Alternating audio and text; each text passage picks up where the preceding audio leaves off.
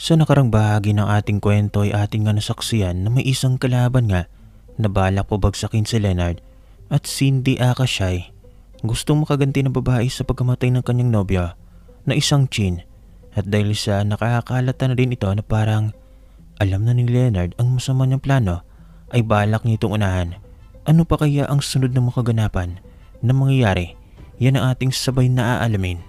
Samantalang si Shine naman nayayamot na dahil hindi man lang sila makalabas ng mansyon. Hindi niya rin maunawaan kung bakit sandamakmak ang mga tauhan nito sa loob ng mansyon. Lumipas sa mga araw, linggo at buwan, nang di kami halos nag-uusap ni Leonard na siyang sinasabayan ko rin dahil sa inis ko rito. Hindi ko rin ito pinapansin kung minsan pa nga ako mismo ang umiiwas dito. Naiinis kasi ako rito dahil sa hindi nito pagsabi sa akin ng katotohanan kung ano ba talaga ang mga nangyayari. Pakiramdam ko tuloy wala akong halaga sa kanya. Siguro dahil sa di naman talaga niya ako asawa, pipingwi ka na isipan ko. May mga oras na umiiyak na lang ako dahil sa sama ng loob at tampo ko rito. Siyempre mahal ko ito kahit na hindi niya ako asawa. Ewan ko nga ba kung bakit tinatawag ako nitong asawa o itinuturing kahit hindi naman niya talaga ako asawa. Pansin ko rin na ganoon din ang turing sa akin ng mga kaibigan nito. Hindi ko na rin naman napaghihinalaan na babae nga nito ang bagong sekretary dahil madalas nasa library lang ito. Bibihira lang itong pumunta ng kumpanya. Subalit madalas nandito ang mga kaibigan nito. Kung minsan pa makikita kong may mga bisita itong di ko kilalang mga lalaki. Sa rami ng tauhan nitong nakapalibot sa mansyon, kulang na lang hindi na ako lumabas ng kwarto. Pakiramdam ko kasi bawat kilos ko binabantayan nila hanggang sa mapansin ko isang araw ang mukha ni Leonard. Nagalit na galit. Halos di nga yata ako nito napansin man lang. Para itong hangin na dumaan sa harapan ko at mabilis na umalis na mansyon. Minsan parang gusto ko nang sumuko. Pakiramdam ko, ang gulo-gulo na ng buhay ko, gustuin ko mabumalik na lang ng Europe. Ngunit di na ito pumayag at baka raw may makatunog na kalaban na sumakay ako ng eroplano at baka doon pa ako mapahamak. Minsan naiinis na ako sa mga pinagsasabi nitong kalaban. Hindi naman sa akin sinasabi kung sino ba ang pinaghihinalaan nitong kalaban. Mabuti na lang talaga na aaliw ako dahil sa anak namin. Nawawala lahat ng inis ko kapag naririnig ko ang hagigig nito. Halos pinagigilan ko pa ito dahil sa pagiging malusog nito. Kahit bata pa ito, kitang kita na ang kagwapuhan nito. Manang-mana talaga sa kanyang daddy. Samantala sa kabilang banda naman, "Are you sure of these papers?" Tanong ni Leonard habang inisa-isa ang mga papeles na nasa harapan niya. Nasa library siya ng mga oras na iyon, kasama ang kanyang investigador. "Yes boss, iyan ang lahat ng patunay na bagong sekretary mo ang may pakana sa lahat ng nawawalang pera sa loob ng kumpanya mo. I think kasabwat niya ang manager niya dahil di naman niya magagawa kung siya lang mag-isang kumilos." Wika ni Dennis, ang investigador ko. Timbagang kong inisa-isa ang lahat ng papeles. Paano niya ito nagawa sa loob lamang ng 2 buwan na makuha ang ganitong kalaking pera? Paano ito nagawa ng pinagkakatiwalaan kong manager? Tanong ng isip ko. Halos gusto kong suntukin ang lamesa dahil sa galit. Milyones ang nawala sa loob lamang ng more than a month. "How about my secretary Leia? Did you find her?" Tanong ko rito habang pinipigilan ang galit. "Not yet boss. Actually, pakiramdam ko may sumusunod sa akin nitong mga nagdaang mga araw. But I have an idea kung saan maaring matagpuan si Miss Leia. Pero ang magpapatuloy upang mahanap ito ay ang matalik ko ring kaibigan. Sasabihin ko na lang dito kung saan siya maaring pumunta. Then sasabihin niya na lang sa akin kapag natagpuan niya na ito. Kailangan ko munang umiwas upang di tayo mabuko ng mga kalaban." Mahabang wika nito na siyang sinang-ayunan ko naman. "Good job. But make sure na safe ang dating sekretary ko. Pati mga parents nito. Just in case na makita na siya. Sa ngayon nahayaan ko munang manatili ang bagong sekretary ko sa loob ng kumpanya hanggat hindi natatagpuan kung nasaan si Leia. Mahirap na't baka alam niya kung nasaan mo ito. Baka pag dinakip ko ito kasama ng manager ko, di natin matagpuan si Leia. At ang masaklap, patayin pa nito. Kaya kailangan muna nating malaman kung nasaan nga si Leia." Mahabang wika ko rin dito. Pansin ko rin ang pagtango-tango nito. "Anyway boss, aalis na ako at nang makausap ko na ang kaibigan ko sa dapat niyang gawin. At ako na rin ang bahala kung may kinilaman ba rito ang manager ninyo." Wika nito. Tumayo naman ako mula sa pagkakaupo sa swivel chair at iniabot ang kamay dito. Okay, take care. Balitaan mo na lang ako. I hope as soon as possible makita na si Miss Leia at balitaan mo rin ako kagad kapag nalaman mong kasabot nga ang manager ko rito. Wika ko. Copy that boss. Wika nito. Sakto naman paglabas nito sa library ay siyang pagpasok ng mga kaibigan ko. Good news? Tanong kagad ni Mark. Yeah. At ipinakita ko sa mga ito ang mga papeles. Finally, I told you siya nga ang may pakana ng lahat ng ito. Palatak ni Mark habang ako naman nakatiimbagang at nakakuyom ang mga kamao. Hindi ko lubos maisip kung bakit ginagawa ito ng babaeng iyan. Kung mayroon bang nag-utos dito na gawin ang mga ito. Sa tagal ng pamamalakad ko sa kumpanya, ngayon lang ito nangyari at masakit para sa akin na ang pinagkakatiwalaan kong manager ay maaring kasabot nito. Sinabi ko na rin sa mga ito na maaring kasabot ang manager ko sa pagkawala ng malaking pera. Pero dude, sabi mo ang lahat ng perang nawala ay nakalagay ngayon sa bank account ng babaeng yon. Kung kasabot siya, edi dapat may kaparti siya dito, di ba? Tanong naman ni Vince. Tama, may punto ito. At ito ang bagay na dapat kong malaman. May maling nangyayari. Maaring ginamit lang nito ang manager ko. Yeah, you're right. I think possible na ginamit niya ang manager ni dude. Tinakot kumbaga. Lalo na kung isa siyang sindikatong babae. Posible talagang mangyari yon. Wika naman ni Kit. Alam mo na rin ba kung sindikato ang babaeng ito, dude? Or kasama sa isang sindikato? Tanong naman ni Den sa akin. Not yet, wala pang ibinigay na impormasyon sa akin ang investigador ko. And now may lead na sila kung saan maaring makita si Leia. At iyan ang hinihintay ko. Alam kong may kinalaman siya rito kung sino ba talaga ang bagong sekretary ko na nirecommend niya. Wika ko sa mga ito. Pansin ko ang mga pagsang-ayon ng mga ito. So what will you do now? Anong gagawin mo sa bagong sekretary mo na malaman kung siya nga ang nagnakaw ng pera mo? Tanong ni Mark. Hayaan ko muna siya for now. Hanggang sa matagpuan si Leia. Kailangan ko munang masigurong safe ito at ang pamilya nito. Malaki ang hinala ko na maaring ginamit niya rin ang dating sekretary ko. Hindi ko alam kung anong motibo niya, kung bakit ginagawa nito. But I will make sure na hindi siya mananalo. Timbagang nawika ko. Imposible namang kalaban mo lang ito sa kumpanya, tanong ni Vince. Sa tagal kong namamalakad wala akong nakita ni naramdamang may galit sa akin. Lalo na ganito katindi ang nangyayari. Pero malalaman ko rin ang lahat ng ito, sagot ko. Okay dude, nandito lang kami. Anyway, na-trace ko na kung saan umuwi ang sekretary mo. But I think it's not enough dude. Wika ni Mark. Kunot noon naman akong napatingin dito. What do you mean? Tanong ko rito. Pansin ko rin ang pagtinginan ng ilang kaibigan namin dito. Napansin ko pa rito ang ngising naglalaro sa labi nito. Kailangan mong dikitan ng audio ang bagong sekretary mo. Wika nito. Dahil sa galit na umiiral sa akin halos hindi ko na magets kagad ang ibig sabihin nito. Kaya naman nakakunot noon lang ako rito. Hinihintay na muling magsalita. I think that's a good idea. Rinig kong wika ni Kit. Yep, sang-ayon naman ni Dance. Nakangiti pa ang mga ito. Bago pa man ako magsalita ay nagsalita ulit si Mark. Kailangan mo siyang lagyan ng small audio para saan man siya magpunta. We can hear it whatever she say. Mahinang wika ni Mark. Doon ko naman naintindihan ang nais na mga itong iparating. Kung minsan talaga ang galit ko, nakakabobo rin. Humihina ang utak ko dahil sa galit ko. Paano ko naman yung gagawin sa kanya? Tanong ko rito. Pansin ko ang mga tinginan ng mga ito sabay ngisi na nakakaloko. Parang alam kong may naglalaro na naman sa isipan ng mga ito. Kailangan mo siyang daanin sa sweetness habang hinawakan ang bahagi ng kanyang katawan na paglalagyan mo ng audio. Bulong ni Mark. Ngunit rinig pa rin ito ng mga kaibigan namin. What? Paano ko yun gagawin? Makita ko pa lang siya matindi na ang galit na umaapaw sa dibdib ko. Inis na wika ko sa mga ito. You can do it dude. Ito lang ang magiging paraan para malaman natin kung may mga kasangkot siya. Malay mo pagdating niya pala sa place niya, naghintay doon ang mga kasabot niya. So malalaman natin kagad kung anong mga pinag-uusapan nila.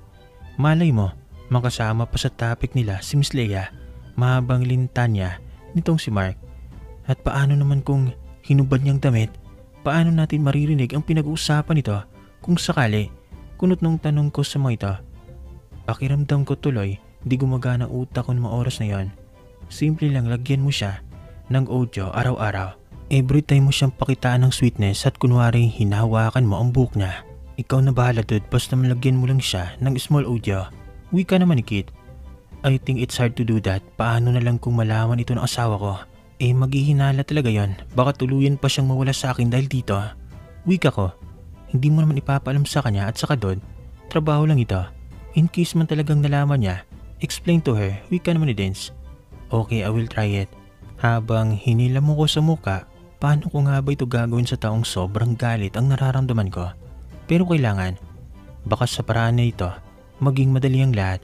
Kailangan ko nga lang mag-ingat. Alam kong matalino rin ang babaeng yan. Baka makahalata. Napansin ko na lang, ang pag-appear ng mga ito, wala akong nagawa kundi mapabuntong hininga na lang. Cindy POV. Isang araw na isipan kong tawagan ang numero ng aking matalik na kaibigan. Ang tagal na rin kasing hindi man lang ako rito nakakapagparamdam simula nang hindi matuloy ang kasal ko. Wala tuloy akong balita rito kung bumalik na ba ito ng ibang bansa. Hello? Wika ng kabilang linya. Galak naman ang nararamdaman ko na makontak ko ito. Besh? Wika ko. Besh, OMG. Akala ko hindi ka na magpaparamdam. Kamusta ka na? Saan ka na ba ngayon? Ano ba ang nangyayari? Bakit di ka nakadalo sa kasal mo? Alam mo na ba ang mga nangyayari? Sunod-sunod nitong tanong. Napakagatlabi naman ako dahil sa sunod-sunod nitong tanong. Mahabang kwento, Besh. Pero maayos naman ako. Ikaw, nasaan ka ba ngayon? Bumalik ka na ba ng ibang bansa? Tanong ko rin dito. Mabuti naman kung ganoon, Besh. Nandito pa rin ako sa amin. Hindi na ako bumalik pa roon at bumalik na rin ang parents ko dito. Mas gusto raw nilang tumira dito kaysa sa ibang bansa. Ikaw, Besh, nasaan ka ba? Gusto kitang puntahan, wika nito. Nakaramdam naman ako ng excitement dahil sa isiping pupunta ito. At least mawawala ang lungkot ko kahit papaano. Bago pa man ako makapagsalita ay kagad din itong nagsalita muli. OMG, I forgot, buntis ka pala nun? Oh my, I wanna see your baby, Besh. Nagtitiling wika nito. Halatang excitement din ito. Yes, Besh. I'm gonna tell you what address here. Wika ko rito na may kasamang ngiti. Makalipas ang ilang araw, nasa sala ako ng mga oras na yon habang nilalaro ko si Baby Daniel. Kasama si Nanay Isteng. Nang may lumapit na isang tauhan ni Leonard. Pagkakatanda ko, isa ito sa malapit na tauhan ni Leonard. Excuse me lang po, ma'am. May naghanap po kasi sa inyong babae. Siya raw si May. Ang matalik na kaibigan ninyo raw po. Magalang na wika nito. Kagad naman akong sumagot dito na mabilis. Oo, best friend ko yan. Inaasahan ko talagang darating siya ngayong araw. Mabilis ang sagot ko rito. Kagad naman itong nagpaalam. Ngunit lingit sa akin na mabilis na palang naipaalam ito kay Leonard na may bisita ako. Okay, make sure na wala siyang kasama.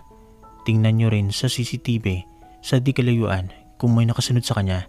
Wika ni Leonard nang isa sa pinagkakatiwalaan niyang tauhan ay tumawag sa kanya para ipalam sa kanyang may isang babaeng nangangalang May at matalik daw itong kaibigan ng asawa niya. Nasa opisina kasi siya ng mga oras na yan. Ngunit upang makasigurong kaibigan nga ito ni Cindy, pinakuhaan pa niya ito ng litrato upang ipasend sa kanya bago ito papasukin sa loob ng mansyon. Kilala niya na kasi ang best friend ng kanyang asawa kahit hindi pa sila nito nagkakarap. Dahil simula na malaman niyang tungkol sa totoong buhay ni Cindy, kasama ito sa binigay ng kanyang investigador. Besh, agad na wika ni May kay Cindy. Masayag nagyakapan ang dalawa at maya-maya nagulat pa si Cindy sa pagtili bigla nito. Ayun pala, nakatunghay kaagad ang paningin nito sa baby ko. Agad itong bumitaw sa akin at mabilis lumapit kay Baby Daniel. Oh my gosh, ganito ka-cute at kapugi ang inaanak ko. Natitiling wika nito at kaagad na pinanggigilan nito si Baby Daniel. Si Nanay Isting naman ay mabilis nagpaalam upang ipaghanda kami na makakain. Kahit kasi napakarami ng mga kasambahay, si Nanay Isting pa rin ang umahawak pagdating sa kakainin nila ni Leonard. Naku Besh, alam mo bang nahirapan pa ako makapasok sa mansyon yung ito? Wika nito habang karga si Baby Daniel. What do you mean? Kunot ng tanong ko rito. Napansin ko na lang bigla ang pag-ikot ng mga mata nito. Ganito talaga ito kaarte. Ngunit mabait at masunurin itong anak. Hindi katulad ko. Biruin mo pagkatapos nila akong tanungin kung sino ako. Kinuhanan pa akong litrato at may tinawagan pa. Pansin ko nga sa mga ayon yung tinawagan nito. Dahil pagkatapos nun ay saka pa lamang sila pumunta sa iyo para ipaalam na naririto ako. Mahabang wika nito. Napakagatlapin na lang ako dahil sa sinabi nito. Akalain mo ganoon talaga kahigpit ang lalaking yon? Sa isip-isip ko, magsasalita pa lang ako na magsalita naman ito habang namimilog ang mamata. Wait Besh, kanino pala itong mansyon? Napakalaki ah. At Pagkakaalam ko naman wala kayong bahay dito sa Makati, di ba? Don't tell me kay Mr. Pugi ito. Namimilog ang mata nito habang pinipigilan ang pagtili. Ha? Sino Mr. Pogi? Kunot nung tanong ko naman dito.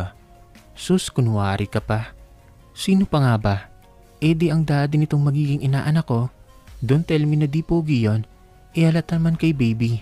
Wika nito. Oo, sa kanya nga ito. Sagot ko rito. Natutup pa nito ang bibig. Ang drama talaga nito. Sarap kutusan. Sabi ko na nga ba magkakatuluyan din kayo, but wait, nasaan sila tito at tita? Hindi mo ba alam kung anong nangyari? Sa di mo pagsipot sa kasal, ang lalaking yon, maamo muka. Dibil naman pala ang pagkatao. Galit na itong bigla. Yes, alam ko. Alam ko na ang lahat na nangyari. And my parents was okay, sagot ko rito. Pero nasaan sila? Pansin ko kasi may mga taong bigla na lang silang kinuha. Mukha namang hindi yun mga tauhan ng daddy mo. Wika pa nito, bumuntong hininga naman ako bago ito niyaya sa taas. Pagkatapos kong ikwento ang lahat, ay kinuwento ko na rin ang hindi na naman ito pagkibos sa akin ni Leonard. Baka nga may malaking problema sa kumpanya, besh. Baka ayaw ka lang niyang idamay pa at mag-alala ka pa, wika nito. I don't know pero di tama ang ginagawa niya. Dahil lang doon hindi niya ako magawang kausapin na maayos. Paano ko siya matutulungan man lang kung puro lihim siya sa akin? Okay pa lang kami bago siya umalis ng Europe Tapos dahil lang sa sinasabi niyang problema at paghihinala sa bago niyang sekretary ay nagbago na siya. Do you think it is fair? Mas lalo lang niya akong binibigyan ng ideya na puro kasinungalingan lang ang mga pinagsasabi niya. Inis na wika ko. Ano bang nararamdaman mo? Na babae niya ang sekretary niya? Mararamdaman mo naman yun, besh. Ramdam natin mo babae kapag naglolo ko ang mamahal natin. Sagot nito. Kinapa ko naman sariling damdamin. Wala naman akong nararamdamang kaba na naglolo ko nga ito. Siguro nagselos ako nung una dahil sa nakita ko. Ngunit ngayon naman na napapansin kong halos na natili lang ito sa library. Kaya naman nawala bigla ang paghinala kong may relasyon nito sa bagong sekretary nito. Ang kinaiinis ko lang kung di dahil doon bakit hindi niya magawang ipagtapat sa akin ang mga nangyayari at bakit kailangan niya pang maging malamig ulit sa akin. Halos din na ito nakikipag-usap sa akin na hindi ko na nga matanda ng mga araw na kinausap na lang ako nito. Hindi naman besh pero bakit kailangan niya maging ganyan sa akin? Bakit mas gusto niya pang maging ganito kami ngayon kaysa ang damayan ko siya? Inis na wika ko. Ibinaba nito si Baby Daniel sa kama na ngayon ay tulog na naman. Hinawakan itong kamay ko. May mga taong ganyan besh, mas gusto nilang sila lang ang may stress o magalit sa sarili kaysa ang idamay pa ang kapareha. Ayaw nilang pati mahal nila makita nilang nag-aalala at siguro kaya hindi kanya pinapansin dahil mas gusto niyang pagtuunan sa ngayon ang problema. Wika nito. Siguro hindi malit ang problema kinakarap niya ngayon. Tulad na lang ng sinasabi mong mga kalaban. See? Hindi yun madali para sa kanya lalo na't may anak kayo. Weird man pakinggan pero ayaw niya sigurong maglambing sa iyo ngayon lalo na may kinakarap siyang malaking problema. Mas gusto niya muna siguro malutas ito bago niya sabihin sa iyong lahat. Siguro ayaw niya lang pumunta sa isang bagay na magiging masaya kung alam niyang may malaking problema na dapat lutasin. Lalo na sinabi mong mga kalaban, hindi talaga iyon madali. Lalo na sa mga nangyari sa inyo. Siguro iniisip na ngayon ang seguridad ninyong mag-ina. Mahabang pagpatuloy nito. Ang hirap kasi besh kung alam mo lang. Reklamo ko rito habang pinipigilan ang mapaiyak. Ikaw ba naman ang taong mahal mo na gusto mong mayakap at makatabi sa bawat araw ay di naman nangyayari dahil sa problema nitong hindi naman sinasabi sa kanya. Hanggang sa tuluyan ng pumatak ang mga luha ko, kagad naman ako nitong niyakap na mahigpit. Leonard POV. Inis man ang nararamdaman ko ngunit wala akong magawa kundi gawin ang dapat mapadali sa problemang kinakarap ko. Lauren, come here. Kunwari mahinahon kong pagtawag dito. Palabas na ito ng opisina ko nang tawagin ko ito. Napansin ko naman na matamis itong mga ngiti. Lihim naman akong napatiimbagang. Bahala na. Tumayo ako at unti-unting humakbang palapit dito na siyang papasalubong naman ito sa akin. Tumigil ako sa pagakbang na nakalapit nito sa akin. Yes sir? Tanong nito na may kasamang matamis na ngiti. Saglit ko itong tinitigan kunwari kahit na gusto ko nang ipakitang labag sa loob ko ang pakipaglapit dito at pakikipag-usap ngunit mas pinili kong magkunwari rito. Maganda ka sana pero mas gaganda ka kapag nakalugay ang mahaba mong buhok. Wika ko na pilit ngumiti rito. Habang sinasabi ko yan, Itinaas ko naman ang mga kamay ko at tinanggal ang pagkatali nito sa buhok. Napansin ko naman ang pagkinang ng mga mata nito. Samantalang ako pilit ng ngiti ang ginagawa ko. At kung ano pang susunod na mangyayari abangan niya sa susunod bahagi ng ating kwento.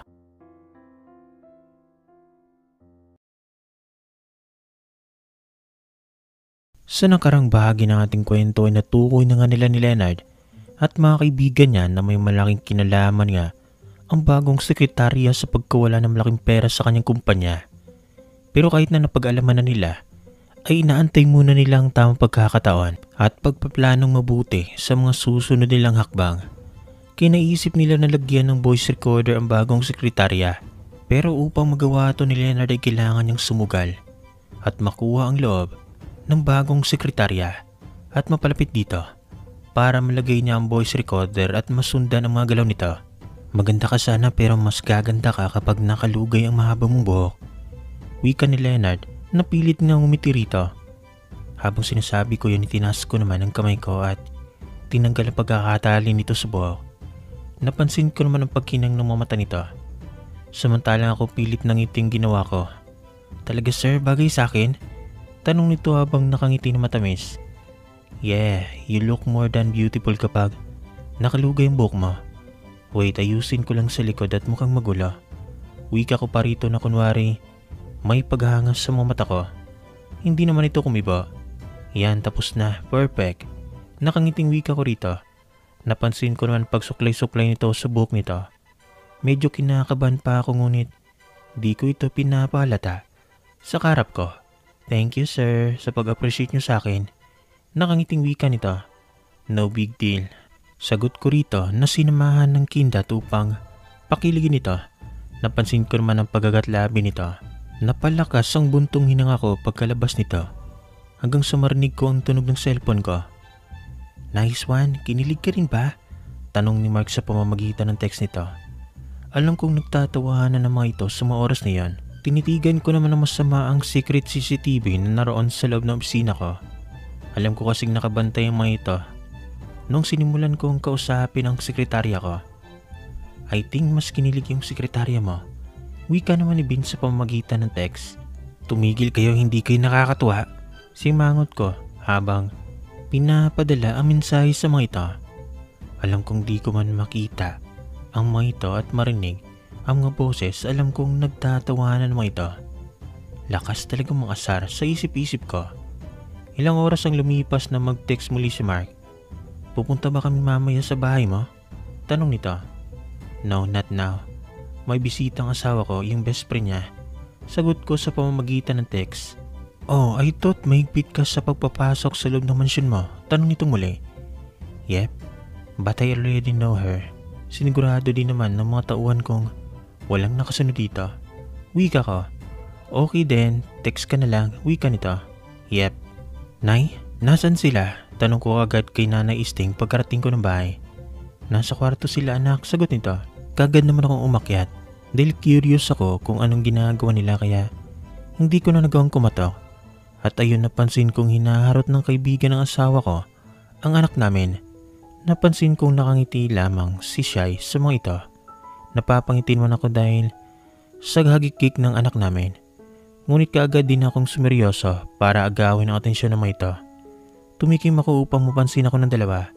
Sabay pa itong nagulat. Ngunit mas nagulat yata ako dahil sa mabilis na pagbangon mula sa kama ng kaibigan ng asawa ko. Parang gulat at takot ang rumihistro sa mukha nito. Mukha bang nakakatakot? Kunot noong tanong ng isip ko. Hi Pogi, kimingiti ng kaibigan ng asawa ko. Samantalang nakakunot noon naman ang asawa ko. Siya ba yung matalik mong kaibigan? Kunwaring tanong ko pa kay Shai. Tumango lang naman ako sa kaibigan nito ngunit nananatili pa rin itong nakatayo. Yes, maikling sagot nito sabay baling sa kaibigan. Besh, ano bang ginagawa mo? Bakit ka nakatayo riyan? Kunot no pa rin itong sambit sa kaibigan. Oo nga naman, bakit nga ba bigla ka nalang tumayo? Nakakatakot ba mukha ko? Sang-ayon ko naman na sinmahan ng ngiti upang mawala ang pagkailang nito sa akin. Baka isipin pa ng asawa ko, pinapakitaan ko ito ng masamang pag-ugali. Hindi po sa ganon. Kiming sagot nito sa akin. Pansin ko magsasalita ang asawa ko nang unahan ko na ito.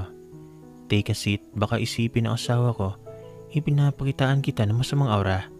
Maging kampante ka rito. Dahil asawa ko naman ang kaibigan mo. Wika ko rito, sabay baling ng tingin kay Shai. Ngunit napansin ko agad ang pag-iwas ng tingin ito sa akin. Napansin ko na rin na hinawakan ni Shai ang kamay ng kaibigan at kinabig ito upang makaupo ulit. Danda naman akong lumapit kay Baby Daniel. Nakatabi lamang ni Shai. Sa kabilang side naman kasi ang kaibigan nito. Pansin ko ang pangiti ni Baby Daniel at pagkalampag ng mga paa nito. Mukhang tuwang-tuwa na makita nitong sariling ama. Hinalikan ko ito ng ilang segundo hanggang sa tumayo na ako. Punta lang ako ng library, wika ko kay Shai. Ngunit hindi ito umimik. Well, hindi ko naman ito masisisi, halos wala na akong oras dito para kausapin ito dahil sa kakaisip kung paano ba matatapos ang problema sa kumpanya. Kailangan ko na talagang kumilos kaagad upang matapos na ang di namin pagkakanuwa ni Shai. Napansin ko naman ang pagsiko ng kaibigan nito sa asawa ko. Ngunit wala pa rin kibo ang asawa ko. Napansin ko naman ang pagkimingiti ng kaibigan nito sa akin. Mukhang ito pa yata ang nahihiya dahil sa inaakto ng asawa ko sa akin. Enjoy here. May naon kong wika na lang sa kaibigan ni Shai at kagad na akong lumabas. Besh, ano ka ba naman? Bakit hindi mo pinapansin ang asawa mo?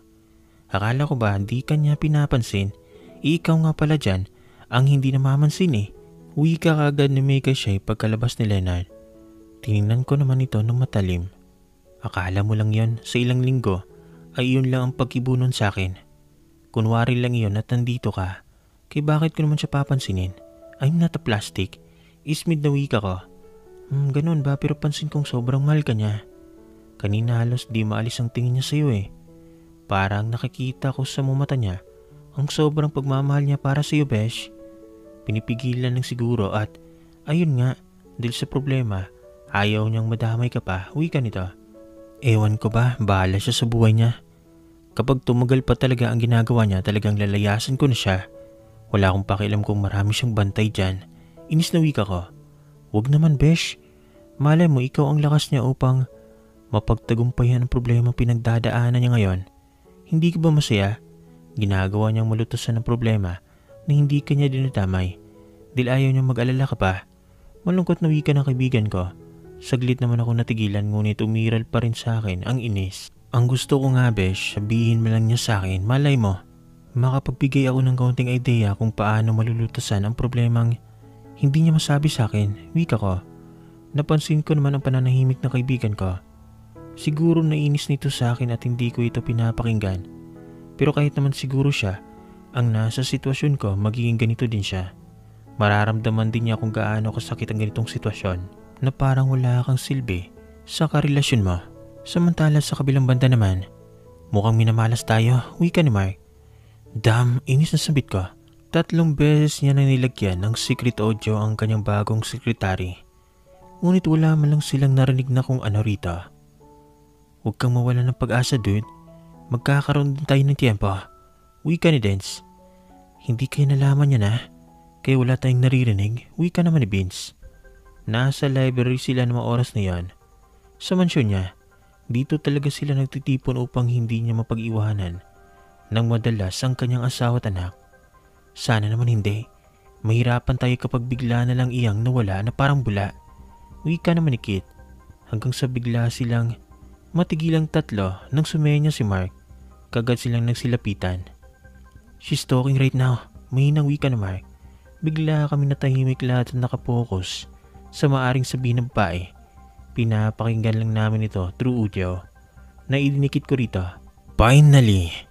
Kailangan mo bang patagalin iyang pagtatrabaho mo riyan sa tila montre na yan? Masyado ting natatagalan. Wika ng isang lalaki. As long as na makuha na natin ang dapat nating makuha. Especially ang kanyang mag-ina at ang kayamanan niya. Dapat sila magbayad. Wika ni Lauren. Bigla naman akong napatuwid ng upo dahil sa sinabi nito. Hindi ko rin napigilan ang pagtimbagang at pagkuyom ng kamao. At talagang idadamay mo pa ang mag-ina ko. Gigil na wika ko sa sarili. Sumenyas naman si Mark na kumalma lang ako. Lalo na't nakikinig kami sa usapan naman ito. Pero sa ngayon, kailangan ko muna mag-enjoy sa kanyang tabi. I think he likes me. He's flirting, you know. Wika ni Loren na sinabayan ng tawa. Napamura naman ako dahil sa sinabi nito. Asip naman papatulan ko ito. Oo, papatulan ko talaga siya. Pabagsak ng kulungan niya. Wow, really? So you want to taste him first before you kill him? Tanong ng lalaki ng kausap nito. Well, if he's good in bed, I will not kill him. Ang mag-ina lang nito ang pagbabayarin ko. Siguro gagawin ko na lang siyang bedtime. Wika ni Lauren na mukhang nakipag-appear pa sa kausap nito. Akala ko ba nakakalata ang lalaking iyon sa'yo? Tanong ulit ng lalaki. What if patibong lang pala ang ginagawa niyang kabaitan sa'yo? Sabi pa nito. Nagkatinginan naman kaming magkakaibigan. Dahil sa hinihintay nitong kasagutan. Well, I'm gonna make sure na hindi siya magtatagumpay. Wika ni Lauren. Napangisi naman ako sa sinabi nito. We'll see. Akala namin tapos na ang pag-uusap ng dalawa. Nang magsalita muli ang sekretary niya. Kamusta, may balita na ba kayo? Rinig kong wika nito. Wala pa po ma'am sa ngayon eh, masyadong mahirap. Wika ng isang tauhan nito. Mga bobo, hanggang kailan kayo makakakuha ng paraan? Kapag tayo na ang nahuli, galit na wika ni Lauren. Anyway, kamusta ang pinapatago ko sa inyo? Tanong muli ni Lauren. Maayos ma'am, palagi naming binabantayan at wala namang kakaibang nangyayari. Wika ng tauhan nito. Good. Siguraduhin niyo lang na hindi makakatakas sa babaeng yon, pati ng pamilya niya. Dahil kung hindi, mauubos tayong lahat. Kapag nakapagsumbong iyon, wika ni Lauren. Kagad naman kaming nagkatingin ng magkakaibigan. Mukhang alam na namin ang tinutukoy nito. It's Leia with her family. Sige na, umalis na kayo sa harapan ko. At maigi kayong magbantay. At kayo rin dyan, maghanap kayo ng paraan sa kung anong pwedeng gawin sa pinapagawa ko sa inyo. Wika pa rin ito. Yes madam. Hanggang sa marinig namin na parang naghahalikan. Ang sumunod. Masyado ka na mainit pero mas papainitin pa kita babe. Rinig namin magkakaibigan sa sinabi ng lalaking kausap kanina ni Lauren. Mag-umpisa na sanang tumawa magkakaibigan ko. Nang bigla akong inop ang audio para hindi na nito marinig ang maaring sumunod na gawin ng mga iyon. Sayang naman. Pagbibiro ni Mark. Ngunit kaagad din itong nagseryoso. Dapat sa susunod na sabihin nito ay kung saan ang lugar nila para mabilis natin silang mahuli. Wika ni Mark. Yep, lalo pat nalaman na nating siya nga ang may pakana kung bakit nawawala ang dati mong sekretary. Wika ni Vince. Delikado na rin pala mag-ina mo dude. Kailangan ng dobling seguridad sa mansyon mong ito. Wika naman Kit. Tama. Kailangan mo pang galingan dude sa pagdadrama sa bahay niyon upang malagyan mo ng audio ang damit ito. Wika naman ni Dance. Napakunot no naman ako na mapansin kong tumatawa na mahina si Mark. Minsan talaga may pagkabaliw ito. Kahit nasa oras ng seryosong usapan, bigla na lang itong nababaliw. What? Tanong ko rito. Napansin ko na rin ang pangiti ng ilang mga kaibigan namin.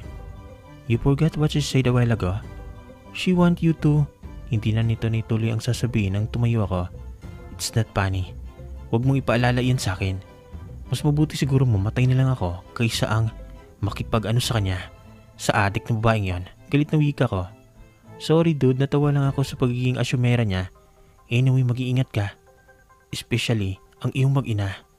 Dobling seguridad ang gawin mo. Wika ni Mark na seryoso na muka. I will. Pagkatapos ng ilang pag-uusap namin magkakaibigan ay siyang pagpaalam na mo ito. Ito ang mga kaibigan kong di natatakot umuwi ng kanya-kanya. Well, dati silang magaling na secret agent. Walang kinatatakutan at inuurungan. Ilang araw ding nanatili ang kaibigan ng asawa ko sa mansyon namin na siyang ikinagalak ko naman at hindi mababagot ang asawa ko. Ngunit bumalik na rin ito sa kanilang lugar. Ayon sa asawa niyang isang tanong isang sagot. Well, mas mabuti na yan kaysa naman ako ang pagbalingan nito ng tanong at di ko na naman masagot. Dumiretso ako ng kwarto kung nasa na mag-ina ko. Mahimbing naman itong natutulog. Napangiti pa ako nang makitang natutulog si Daniel sa tiyan ng kanyang ina. Napalunod pa ako dahil sa mapuputing hita ng asawa kong nakalantad. Nakalisa mo ito. Limpa akong napamura na biglang tumayo. Ang alaga ko, mabilis ang kilos kong pumunta ng banyo upang maligo ng malamig. Pagkatapos kong maligo, hindi ko napigilang yakapin ito na maigpit. Amoy na amoy ko ang bango ng asawa ko. Nakatalikod dito sa akin at ako naman, nasa likuran nito. Hinalikan kong batok nito. Naramdaman ko pa ang pagkilos nito ngunit hindi naman umarap. Hindi man lang nagising, piping wika ng isip ko. I miss you so much. Bulong ko rito kahit na alam kong hindi naman ito maririnig. Cindy POB. Bigla akong nagising dahil sa mabigat na nakadagan sa aking bewang.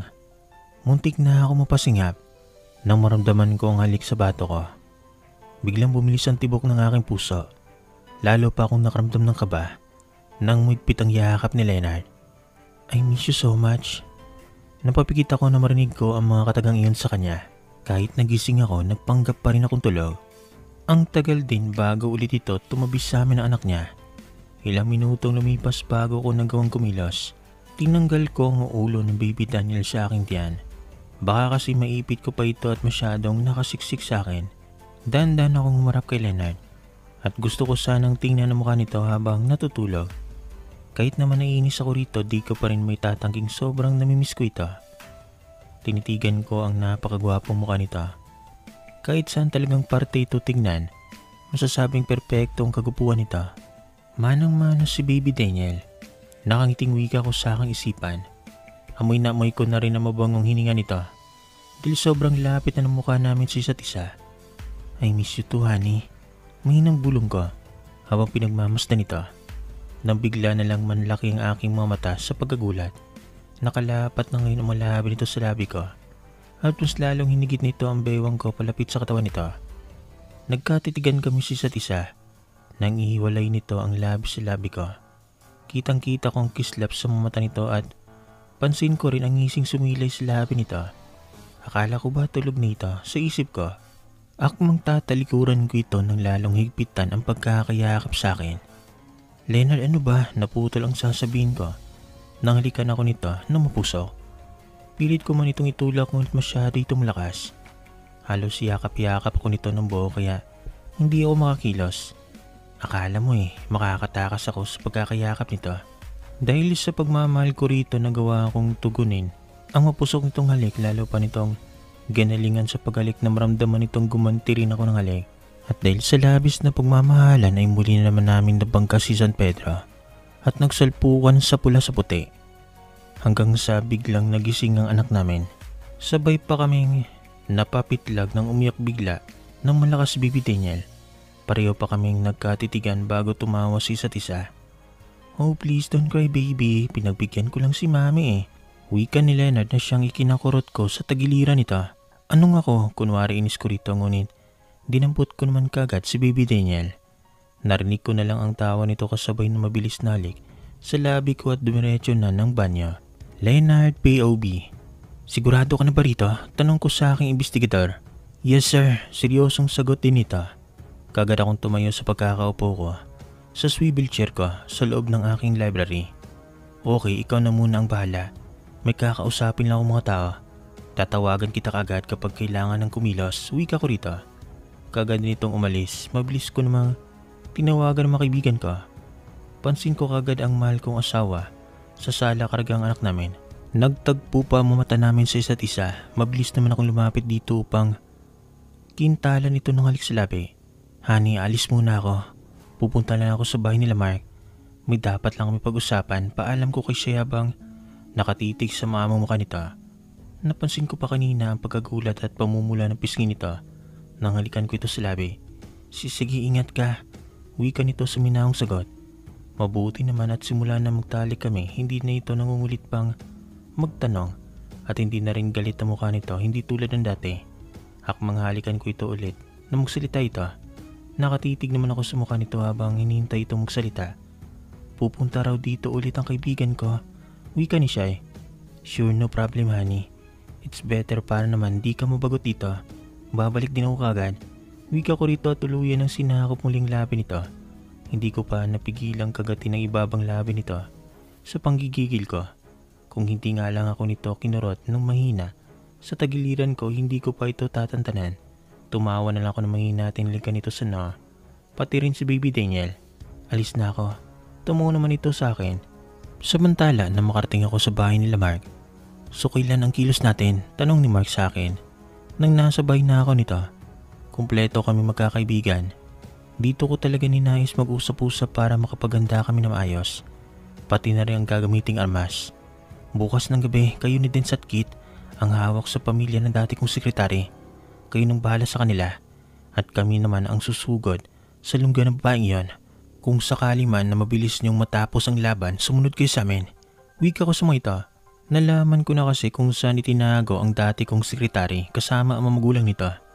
Ayon sa pinagkakatiwalaan kong investigador, alam na rin namin kung saang lungga nagkakatipon ang mga tauhan ni Lorraine gamit ang trace na ginawa ni Mark.